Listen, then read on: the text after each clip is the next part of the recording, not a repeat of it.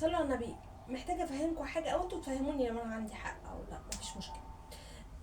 هو انا مطلوب مني عشان اعيش حياتي بطريقه انا شايفاها صح ان انا اربي اهلي، ولا اهلي هم المطلوب منهم يربوني؟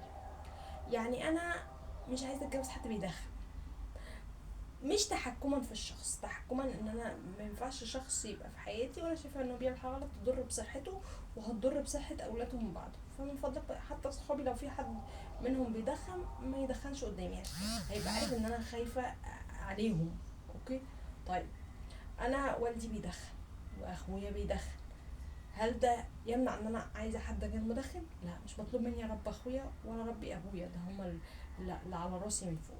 طيب انا محجبه او محتشمه، والدتي مش محجبه خالص، هل مطلوب مني انا احجب والدتي عشان اتحجب ولا ايه؟ ما ينفعش، عيب. ده والدتي تعمل اللي هي عايزاه على راسي، ما ينفعش